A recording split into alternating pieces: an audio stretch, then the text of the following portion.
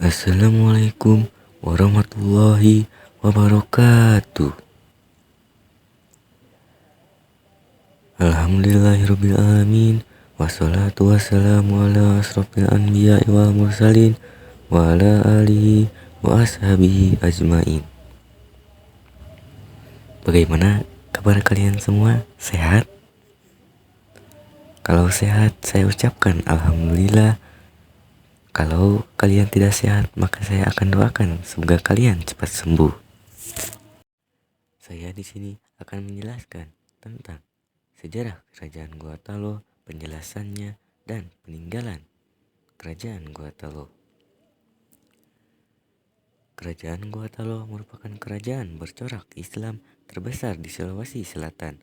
Kerajaan Gua Talo berdiri sekitar abad ke-16. Kerajaan Gua Talo dikenal juga dengan Kerajaan Makassar. Kerajaan Gua Talo adalah kerajaan gabungan dari Kerajaan Gua serta Kerajaan Talo yang dimiliki oleh dua bersaudara. Pada pemerintahan Raja Daeng Matanre Karaeng Tumapas Risi. Masa kejayaan Kerajaan Gua Talo. Kerajaan Gua Talo mencapai puncak kejayaannya saat berada di bawah pimpinan Sultan Hasanuddin pada 1653 sampai 1669. Raja Goa ke-16 yang juga bergelar pahlawan nasional ini berhasil memajukan pendidikan dan kebudayaan Gua Talo. Sosok Sultan Hasanuddin yang berjuluk ayam jantan dari timur ini dikenal tidak mudah terpengaruh oleh asing. Dia juga menentang keras kehadiran VOC saat menguasai sebagian kerajaan-kerajaan kecil di Sulawesi. Pada masa keemasan Kerajaan Gua Talo, wilayah ini pernah menjadi pusat perdagangan terbesar di Indonesia bagian timur.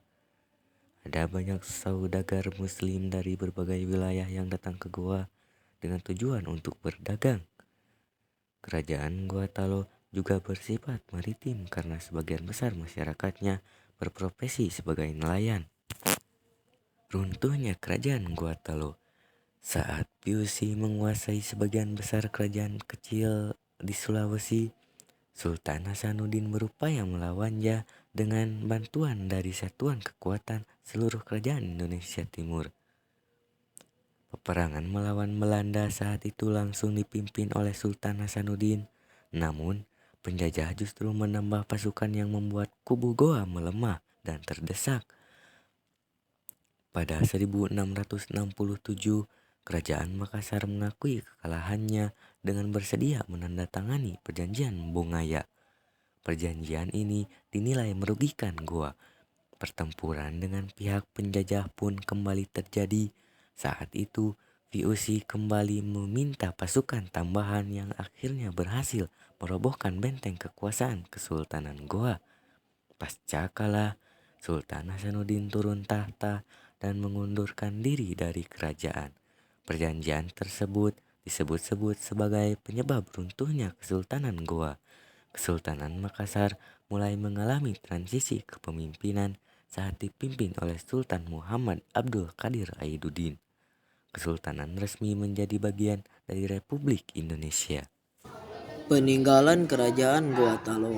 Kerajaan Gua Talo banyak meninggalkan bukti sejarah yang dapat dilihat hingga saat ini. Berikut jejak peninggalan Kerajaan Gua Talo. 1. Istana Bala Lompoa. Bala Lompoa merupakan istana yang pernah menjadi hunian para raja Goa dan terletak di kota Sungguminasa. Saat ini Istana Bala Lompoa sudah menjadi situs budaya. 2. Istana Tamalate. Selain Bala Lompoa, ada juga Istana Tamalate sebagai jejak peninggalan dari kejayaan Kesultanan Goa yang juga berlokasi di kota Sungguminasa.